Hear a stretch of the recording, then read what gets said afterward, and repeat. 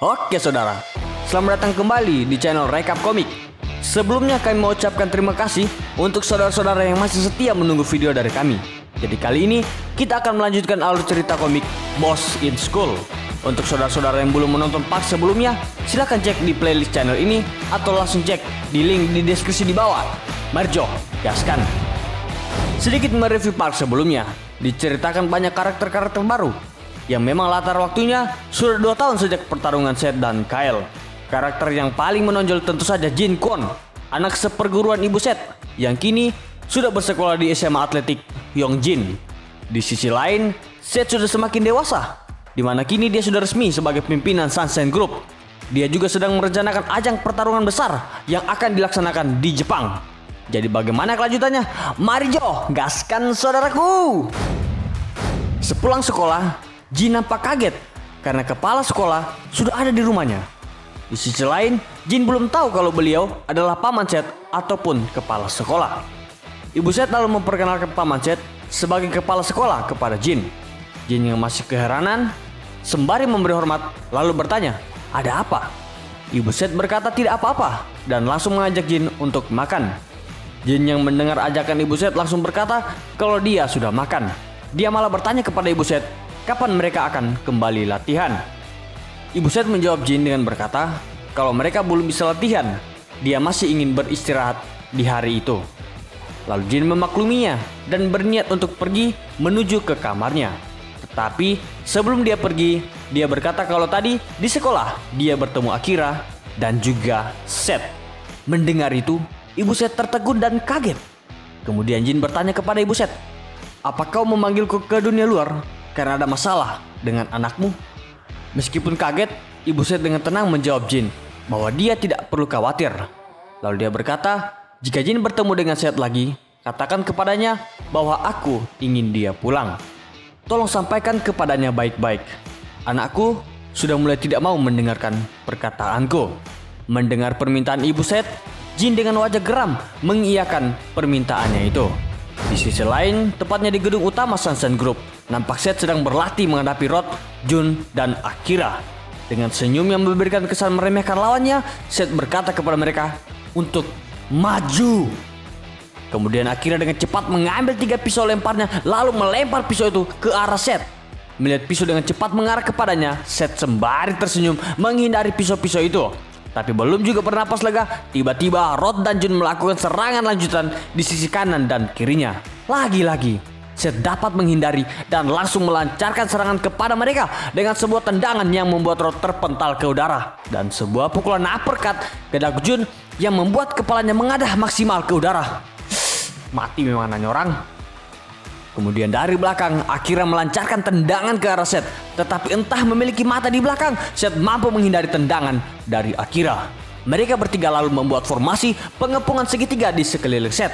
Dalam situasi seperti itu, Seth cuma tersenyum dan beberapa saat kemudian mereka sudah berada di locker untuk ganti pakaian. Tidak dikasih lihat ini bagaimana rombaku hantam saudara. Bukan kami dari orang ini, dari sananya ini tidak dikasih lihat ini. Ini gue bilang tak gantung lagi situ. Oke. Dalam locker, nampak Rod dan Jun sudah terbaring tak berdaya di atas sofa. Sementara itu, terjadi diskusi yang serius antar Seth dan Akira. Keduanya sedang membahas perihal kesiapan para atlet untuk mengikuti kompetisi yang mereka rancang. Selanjutnya jauh ke Prancis, nampak 2 orang sedang latihan tarung anggar. Latihan mereka nampak begitu intens. Keduanya saling serang dan saling bertahan dari serangan masing-masing. Sampai pada titik, seseorang dari mereka terkena serangan yang menyebabkan helmnya terbuka dan mendapat serangan vital pada bagian dadanya. Nampak orang itu berambut pirang berwarna kuning. Dan orang yang satu lagi adalah Pierre Steven. Sesudah mengalahkan si rambut kuning, Pierre membuka helmnya dan berkata, "Jika saja kita menggunakan pedang asli, maka jantungmu sudah hancur." Tidak merespon itu, si rambut kuning justru berkata, "Mengapa kau tidak ikut olimpiade kali ini? Kau pasti bisa mendapatkan medali." Pierre dengan angkuh menjawab, "Tidak menyenangkan."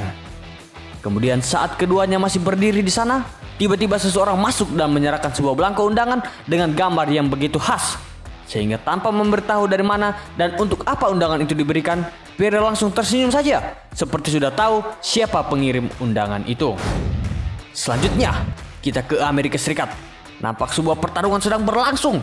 Pertarungan dengan format tarung campuran itu berlangsung dengan begitu seru. Petarung kulit hitam terus menerima serangan dari petarung gondrong, yang mana sebuah tendangan akhirnya membenturkan kepalanya terpental jatuh terguling-guling dan kalah mengenaskan.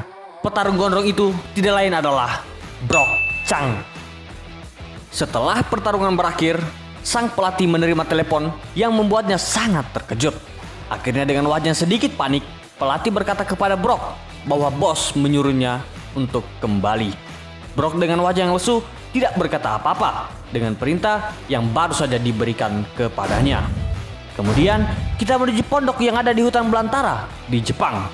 Ternyata kita kembali diperlihatkan sosok Kyle yang merupakan musuh bebuyutan dan salah satu yang terkuat yang pernah Seth hadapi. Kyle nampaknya sedang menghadap seseorang yang dia panggil sebagai Kak Oga. Kak Oga memiliki pesona dengan mata yang begitu tajam sehingga memberikan kesan sangat menakutkan. Kembali lagi ke SMA Atletik Yongjin. Nampak sebuah mobil hitam melaju dan berhenti tiba-tiba di depan kantor sekolah. Hal ini menyebabkan beberapa orang kaget karena mereka hampir saja tertabrak. Kemudian kaget mereka semakin menjadi setelah melihat orang yang keluar dari mobil itu adalah Seth Kang. Terlepas dari keduanya, Seth berjalan menuju kantor. Lalu tiba-tiba seseorang memanggilnya. Ternyata itu adalah Jin. Jin tanpa ragu langsung mengajak Seth untuk memberikan waktu berbicara dengannya. Padahal Seth belum mengenal siapa Jin. Hal ini membuat semua orang yang ada di sana kaget karena tidak percaya ada seseorang yang begitu lancang kepada bos mereka. Dengan cepat dan sedikit panik, Akira langsung berkata, "Jintai, apa yang sedang kau lakukan?" Sementara Seth nampak kaget dan heran dengan hal yang sedang terjadi. Lalu Akira membisikkan kepada Seth siapa orang yang sedang menghadang jalannya. Yang membuat Seth akhirnya berkata, "Nampaknya kau itu seperti murid ibuku." Mendengar itu, Jin dengan sedikit kesal berkata, "Ibumu ingin kau pulang. Tolong penuhi keinginannya. Aku pergi dulu."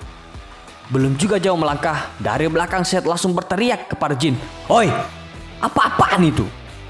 Kemudian Seth mencoba melangkah maju, seolah-olah ingin menghajar Jin. Namun dengan cepat Akira menghentikannya. Lalu Seth masih dipenuhi amarah berkata, "Siapa kau? Beraninya memintaku untuk pulang?" Bukannya takut, Jin justru berkata, "Tadi aku sempat menahan diri hanya karena ibumu. Tapi kau benar-benar sudah kelewatan. Aku akan menggantikan ibumu. Akulah yang akan mengajarimu sopan santun." Selepas berkata demikian, keduanya saling menatap dan membuat situasi semakin panas. Tiba-tiba dari kejauhan Sophie langsung memanggil nama Seth. Kita tahu bahwa keduanya sudah lama tidak bertemu. Panggilan itu membuat Seth melunak. Dari matanya terpancar kerinduan kepada Sophie. Sejenak Seth diam saja dan terus memandanginya. Lalu Jin justru menegur Seth dengan berkata, jika mereka ingin bertarung, maka harus mengikuti aturan dalam sekolah itu. Seth dengan congkak berteriak kepada Jin dengan berkata, "Sepertinya menyenangkan." Mendengar itu, Jin menatap Seth dengan penuh kemarahan. Beberapa saat kemudian, saat di dalam kelas, Seth bertanya kepada Akira, siapa Jin sebenarnya? Dengan ekspresi sedih, Akira perlahan menjelaskan melalui ingatan lamanya saat dia dan ibu Seth pergi ke gunung tempat perguruan ibu Seth dan tempat Jin berasal. Dia mengingat bahwa ibu Seth menitipkannya di sana untuk menghilangkan keinginan membunuhnya. Dia yang pada saat itu masih berada di bawah tekanan hanya bisa mengiyakan saja perintah ibu Seth. Akira menjelaskan bahwa mereka bertemu 2 tahun lalu, di mana pada saat itu Jin masih kecil, tetapi dia sudah lebih kuat darinya. Mendengar itu, Seth sangat kaget.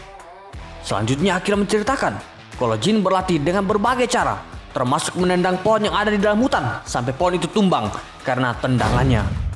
Di sisi lain, di dalam kelas Jin, Li Ara menanyakan apakah benar Jin menantang Seth untuk bertarung. Jin yang selama ini kita tahu sangat bersahabat, kali ini dia diam saja, tidak menjawab pertanyaan dari Li Ara. Sementara itu di luar sekolah, nampak Brock sudah tiba dengan ditemani pelatih di belakangnya. Dari jendela, para siswa melihat kedatangan Brock yang membuat mereka semua menggila dan kagum kepadanya. Kemudian pelatih meminta Brock untuk ke ruangannya, namun dia menolak dan berkata kalau dia ingin bertemu Seth terlebih dahulu. Lalu dia justru pergi ke gedung olahraga, dan di dalam sana dia berlatih tinju dengan sebuah samsak yang dihajarnya sampai hancur. Di tengah latihannya, Victor tiba-tiba datang dan nampak senang dengan kedatangannya. Keduanya bercakap-cakap kecil sampai Victor bertanya apakah benar kalau Brock sudah naik ke kelas berat. Brock dengan wajah santai menjawab kalau itu benar karena dia sudah bosan di kelas bawah.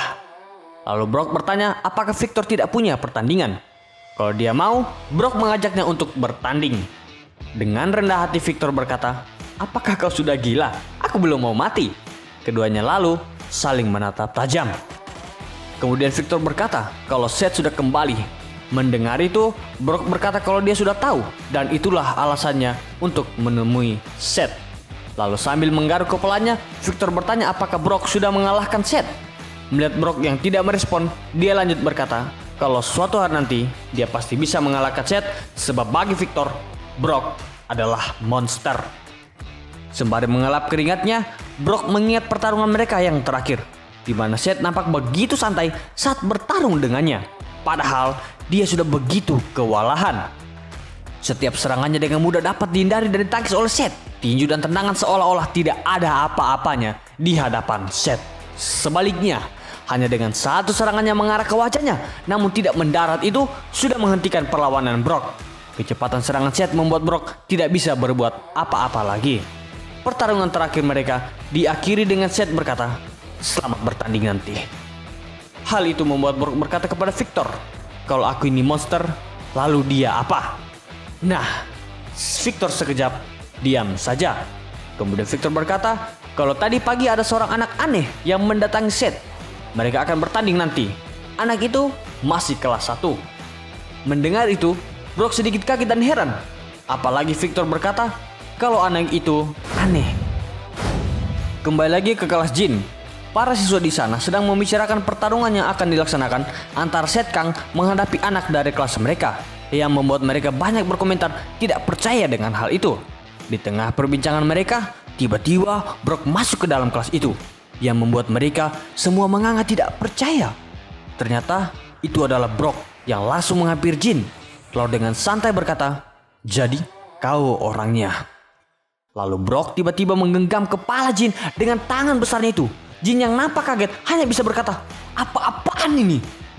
Brock kemudian berkata, dasar sombong. Apa kau tahu siapa Seth Kang? Belum juga Jin menjawab, tiba-tiba siswa besar langsung menarik tangan Brock dari kepala Jin, yang membuat Brock kaget. Bagaimana bisa ada seseorang yang berani kepadanya? Sembari menarik tangan Brock, siswa besar berkata, tolong, jangan bertarung di sini. Brock yang masih heran itu bertanya, siapa kau? Lalu dia bersiap menyerang siswa besar. Namun dengan cepat Jin melerai Brock dengan memegang perutnya. Lalu tiba-tiba Jin mempelintir perut Brock dan mendorongnya ke belakang. Brock yang mendapat perlakuan seperti itu menjadi semakin kaget. Dan dengan sarkas dia bertanya, apa maksudmu? Lalu Brock maju berjalan mendekati Jin. Tetapi tiba-tiba dia mengeram kesakitan. Perutnya terasa sangat sakit sehingga dia tertunduk mengeram di atas lantai. Melihat Brock yang sudah terlanjur berlutut, Jin mendekatinya dan berkata, kau akan kesulitan bergerak untuk sementara. Wah, Brock yang dari dulu dicitrakan sangat kuat, ternyata hanya dengan satu serangan dari Jin sudah tidak dapat bergerak. Dan ternyata Jin lanjut berkata, kalau Brock harus beristirahat 2-3 hari. Lalu nampak Brock semakin kesakitan dan tiba-tiba dia tersenyum lalu berdiri kembali. Akhirnya Jin yang menjadi kaget karenanya. Weh, apa ini? Plot twist berlapis. Bukan cuma kamu, saya juga kaget ya. Hama. Nah, sesudah berdiri, Brock berkata, apa yang kau katakan bocah? Kemudian di tengah ketegangan keduanya, tiba-tiba pelatih datang untuk memanggil Brock. Pelatih berkata, kalau apa yang dia lakukan akan merusak karirnya. Tapi Brock dengan santai berkata kalau itu tidak masalah. Dia bosan dengan pertarungannya. Berhadapan dengan Jin jauh lebih menarik.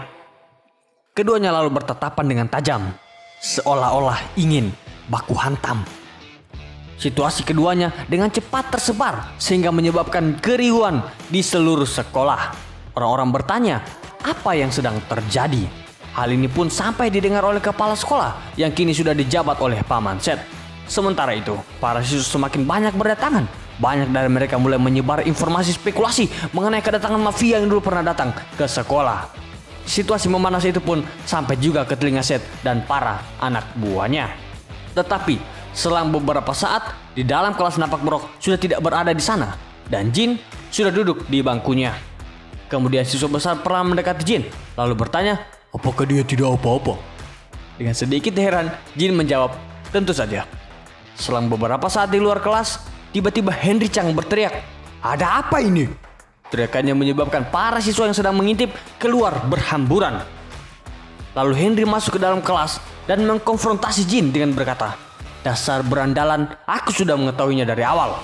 Kemudian dia menyerahkan sesuatu yang diperintahkan kakaknya kepadanya. Itu merupakan kontrak pertarungan yang harus dia tanda tangani. Dan tanpa ragu, Jin langsung mengikuti kemauan mereka. Sesudah menandatangani itu, Jin bertanya, "Apa ada lagi?"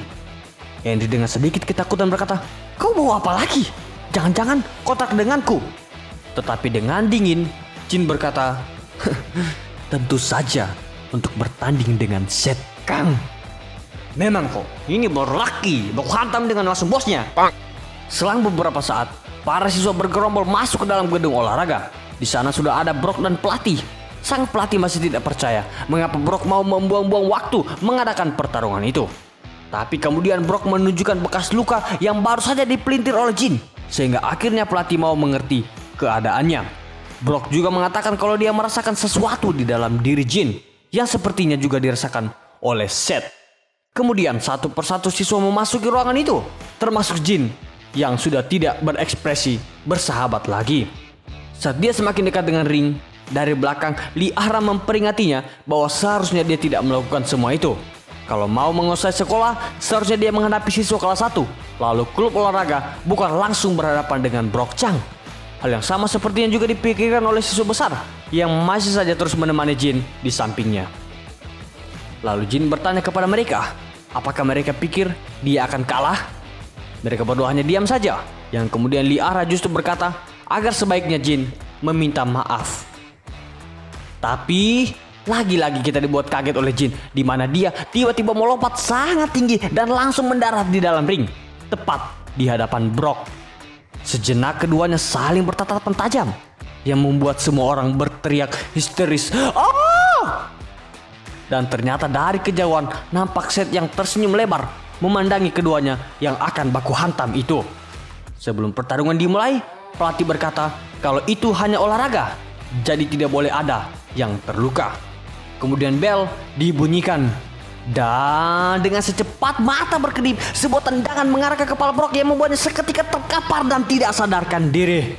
Bayangkan, Brock yang selama ini menghajar lawannya dengan begitu beringas tidak dapat melakukan apa-apa di hadapan Jin. Dengan santainya Jin memberikan kode untuk Seth maju menghadapinya.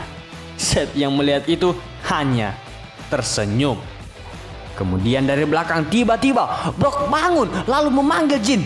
Wah saudara, lagi-lagi kita diberikan sebuah kejutan. Nampak Jin juga kaget mengapa bisa Brock bangun dari serangannya barusan. Lalu Seth berkata kalau dari dulu memang Brock Chang selalu tahan pukul. Kemudian dengan begitu cepat Brock melancarkan serangan ke arah Jin. Serangan itu dapat dihindari, tetapi dengan cepat Brock langsung menarik kaki dan tangan Jin sehingga dia pun terjatuh. Di mana posisi itu dengan cepat dimanfaatkan oleh Brock. Brock melancarkan pukulan-pukulan yang terus menerjam Jin yang masih berada di bawahnya. Situasi membuat banyak orang menyaksikan menjadi begitu khawatir, sehingga pelatih memanggil Brock untuk menghentikan serangannya. Dan ternyata sedari tadi serangan yang Brock lancarkan tidak mengenai Jin, tetapi hanya di antara matras tepat di sebelah kepalanya saja. Jin dengan begitu cepat menghindari setiap tinju yang mengarah ke wajahnya itu. Jin yang masih ada di posisi bawah berkata, "Sudah selesai? Kalau begitu sekarang giliranku." Hal itu membuat Brock sangat kaget dan dia langsung melancarkan serangan pamungkas dengan kedua tangannya. Namun belum juga sampai ke wajah Jin, serangan dari lutut Jin langsung mengenai belakang Brock yang menyebabkannya terpental ke depan. Pertarungan nampaknya kembali imbang tak kalah keduanya sudah dalam posisi berdiri. Para siswa menyaksikan pertarungan itu terkagum-kagum dengan kehebatan keduanya. Kemudian Brock dengan tiba-tiba berbalik dan melancarkan tendangan yang sangat cepat ke arah Jin. Namun ternyata Jin sudah siap dengan serangan itu, sehingga dengan sekali tendangan memutar justru Brock yang terkena tepat di wajahnya. Lalu Jin melancarkan pukulan yang mengarah ke dada Brock. Pukulan itu sangat keras sehingga Brock terpental jauh ke belakang. Tetapi seperti yang saya katakan, Brock masih dapat berdiri. Semua orang ada di sana sangat takjub dengan serangan itu, termasuk Henry Chang yang nampak khawatir kepada sang kakak. Dari kejauhan Seth juga nampak tidak tersenyum lagi. Kini dia sudah mulai serius menyaksikan pertarungan mereka. Kemudian Jin perlahan mendekati Brock yang masih nampak berdiri. Tetapi dengan sekali sentuh, Brock langsung tumbang untuk kesekian kalinya. Sesudah itu, Jin berbalik dan menatap Seth dengan penuh kemarahan. Seth yang melihat semua itu lalu meminta Akira untuk memanggil Jin. Beberapa saat kemudian, ketika dalam perjalanan di dalam mobil dengan sedikit takut, Akira berkata kepada Seth jika dia tidak sebanding dengan Jin. Lebih baik Seth berbicara dengan ibunya. Mendengar itu membuat Seth marah dan meminta agar mobil berbalik arah menuju ke rumah ibunya. Mereka bertiga yang berada di dalam mobil, yakni Rod, Jun, dan Akira, terlihat kaget dengan perintah Seth, namun tetap menurutinya. Sesampainya di rumah ibunya, Seth memerintah mereka untuk menunggu di mobil saja, biar dia sendiri yang masuk ke dalam rumah. Baru saja melangkah masuk, ibunya langsung berkata, "Kau datang, Seth." Tanpa basa-basi dan seperti seorang anak durhaka, Seth langsung duduk dan berkata kepada ibunya, "Siapa anak botak yang kau bawa itu?" Mendengar perkataan anaknya sedikit membuat hatinya sedih. Tapi dia langsung berkata, "Kalau kau bisa mengalahkannya, akan kuberitahu musuh ayahmu." Lalu Seth terdiam dan melongok di depan ibundanya. Di sisi lain, jauh ke dalam hutan di Cina, nampak Munli menyuruh anak buahnya untuk menunggu di luar saja, sementara dia akan masuk ke celah-celah tebing, yang ternyata di balik tebing itu ada sebuah kuil kuno nan megah. Saat baru saja sampai di depan kuil, seorang tetua langsung berkata kepadanya, "Bukankah ayahmu sudah mengatakannya? Kalau kau muncul lagi di hadapanku, kau akan mati." Wajah tetua itu nampak sangat mengerikan dengan gigi kuning dan mata yang begitu dalam. Sama seperti kita, Munli yang melihat tetua itu langsung mengeram ketakutan karenanya. Lalu dia dengan cepat memberi salam dan langsung meminta maaf. Munli juga langsung berkata kalau dia ingin menyampaikan sesuatu. Sang tetua langsung mengancamnya dengan berkata bahwa pesan itu akan menentukan hidup Munli. Sembari dipenuhi ketakutan, Munli perlahan berkata, "Orang-orang kuat akan berkumpul dan berkelahi dengan taruhan nyawa." Mendengar itu, sang tetua perlahan mendekati Munli dan langsung mendorong lehernya sehingga dia sedikit terdorong ke belakang. Dengan situasi itu, Munli betul-betul merasa ketakutan. Lalu sang tetua berkata, "Beraninya kau menginginkanku ikut dalam permainan itu?" Kemudian dengan kuku panjangnya, dia mencoba menikam leher Munli. Dengan keringat yang terus menetes di wajahnya karena ketakutan, Munli berkata bahwa di sana akan ada pewaris Sunshine. Sang tetua yang sedikit lagi menikam leher Munli akhirnya luluh juga. Dan kemudian dia bertanya, apakah wanita itu juga ikut? Lalu Munli yang masih mengeram kesakitan memegangi lehernya berkata jika dia tidak tahu. Sang tetua yang mendengar itu hanya menatap Munli dengan sangat dalam dan kelam.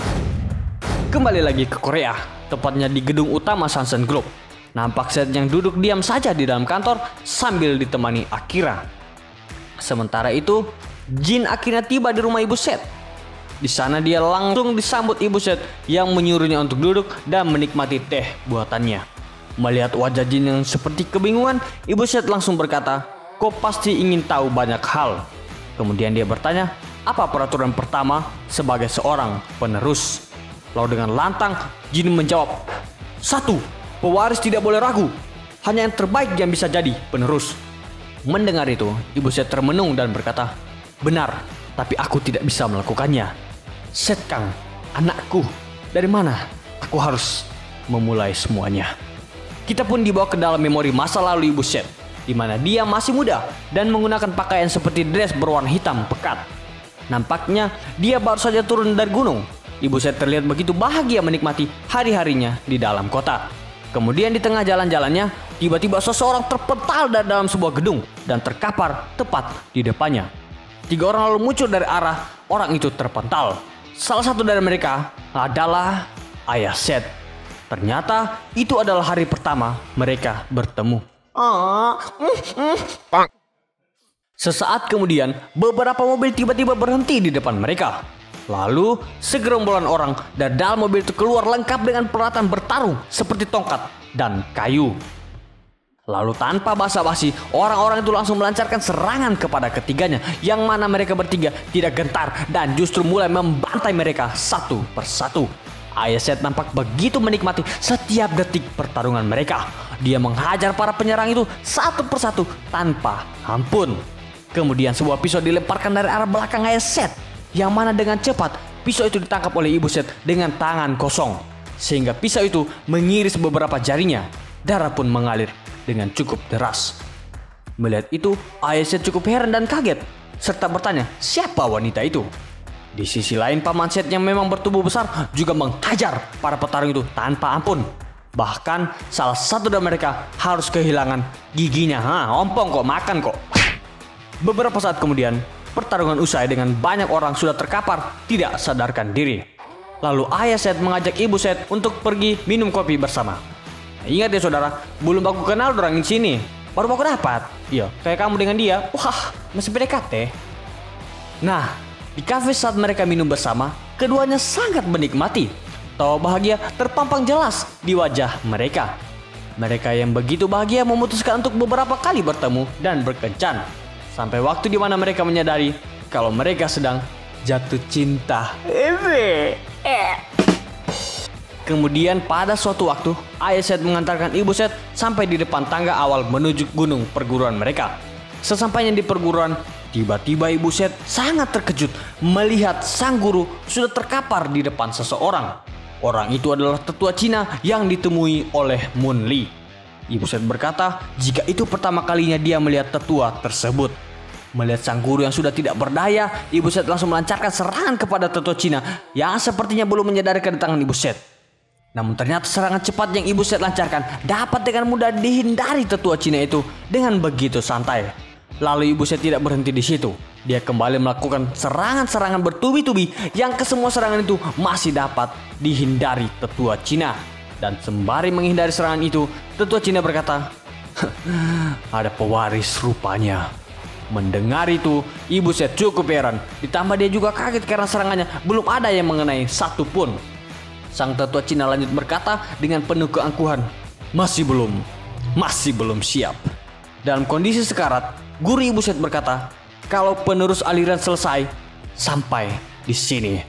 Kemudian tetua Cina kembali berkata, masa lalu tidak ada hubungannya dengan masa sekarang. Aku hanya mencari seseorang yang kuat. Aku tidak puas memburu harimau yang sudah tua. Mendengar sang guru yang dihina seperti itu, ibu Set berkata, siapa kau? Sang tetua Cina tidak menjawab pertanyaan ibu Set. Dia justru berkata, aku beri kau 3 tahun. Aku akan datang kembali. Persiapkan dirimu selama itu. Jangan buat aku kecewa. Seusai berkata demikian, tetua Cina yang berwajah mengerikan itu akhirnya seperti terbang, meninggalkan ibu Set dan sang guru yang masih dalam keadaan kritis. Akhirnya, kita kembali ke masa kini. Di tengah situasi perbincangan ibu Set dan Jin, setelah menceritakan hal-hal itu, ibu Set lanjut berkata kalau guru mereka pernah mengakui jika aliran mereka memiliki suatu hubungan dengan organisasi gelap. Ibu Set kemudian melanjutkan ceritanya. Dia berkata jika dia terus berlatih sampai tetua Cina datang kembali. Sementara sang guru hanya pasrah dan meminta kepada ibu Set untuk pergi sebab dia tidak akan mungkin menang. Mendengar cerita itu, Jin bertanya, apakah tetua Cina memang sehebat itu? Sekejap mereka diam dan saling menatap. Sampai ibu Set menjawab jika setelah 3 tahun tetua itu tidak kembali dan sebagai gantinya ayah Set yang datang. Ayah Set datang dengan bunga sebagai lambang lamarannya. Akhirnya ibu Set memutuskan untuk pergi bersama ayah Set dan dia pun turun gunung meninggalkan sang guru. Mendengar itu, Jin sedikit kesal kepada ibu Set. tetapi dia tidak bisa berkata apa-apa. Kemudian Ibu Seth lanjut berkata kalau waktu yang dia habiskan bersama ayah Seth sangatlah berharga. Dia hanya ingat hari-hari bahagia bersamanya, dan dia akan selalu bersinar dimanapun dia berada. Aku jatuh cinta lagi. Selanjutnya ayah Seth menggabungkan organisasi kecil yang lalu terbentuklah Sunshine Group. Tetapi seiring berjalannya waktu, pertarungan besar dan kecil terus terjadi tanpa henti. Sehingga pada akhirnya Yakuza Jepang dan mafia Cina pun semakin memperburuk suasana. Kemudian Ibu Seth mengatakan bahwa saat itu dia baru menyadari jika tetua Cina kembali mencarinya lagi. Dia sedang mengandung Seth sehingga dia hanya bisa menghindarinya saja sembari bersembunyi. Sementara ayah Seth, dia tidak bisa melepaskan Sunshine. Lalu Ibu Seth menceritakan permasalahan itu kepada ayah Seth yang membuatnya murka. Ayah Seth dengan dipenuhi amarah berkata, "Siapa dia sebenarnya? Aku San Hyu Kang. Aku bisa menjaga kalian berdua."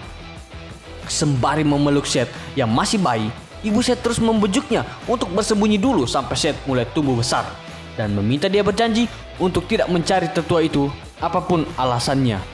Namun Ibu Seth sadar jika suaminya bukanlah orang yang lari dari pertarungan. Oke saudara, di sisi lain kita pergi ke gurun dulu. Oke. Nah, gurunnya kayaknya di Brasil ini. Nah, diperlihatkan seorang berambut kuning berwajah sangar bernama Hogaira. Dia ternyata sedang mendatangi rekannya yang bernama Captiva. Di sini Captiva masih diperkenalkan dengan begitu misterius. Kedatangan Hogaira adalah untuk menceritakan kejadian menarik kepada Captiva. Kemudian di gedung utama Sunshine Group, nampak Seth yang masih melamun, entah memikirkan apa. Di tengah-tengah aktivitas tidak produktifnya itu, tiba-tiba Akira datang dan berkata kalau ada informasi dari Moon Lee. Katanya bahwa dia sudah menemukan orang yang sedang mereka cari, yang mana orang itu adalah pemimpin organisasi hitam, dan Ibu Seth pun takut kepadanya. Mendengar itu, Seth bertanya, seperti apakah organisasi hitam itu? Apakah mereka seperti mafia Cina? Akira lalu menjelaskan bahwa mafia Cina belum berumur 100 tahun, sedangkan organisasi hitam sudah berdiri begitu lama. Awal pembentukan organisasi mereka bahkan tidak diketahui. Jadi, mereka dianggap sebagai penguasa tanah Jungwon dari zaman dulu. Lalu dengan menahan amarahnya, Seth bertanya, jadi ayahku juga diserang olehnya? Dengan sedikit ragu, Akira berkata, jika yang mereka ketahui hanya tempat ayah Seth diserang, yaitu Tianjin. Mendengar itu, Seth bertanya dalam hatinya, mengapa ayahnya diam-diam ke sana? Dia berharap suatu saat nanti dia akan tahu jawabannya. Untuk beberapa saat, keduanya diam sejenak. Lalu Akira menyerahkan laporan yang berisi daftar para petarung yang dipastikan hadir di kompetisi mereka. Akira membacakan nama-nama mereka. Yang pertama, Pierre Steven dari Prancis, orang terkuat dalam anggar. Yang kedua, Hogaira dari Brasil, orang terkuat dalam jiu-jitsu. Kemudian dari Cina, selain Moon Lee ada dua orang lainnya. Salah satunya adalah orang dari organisasi hitam.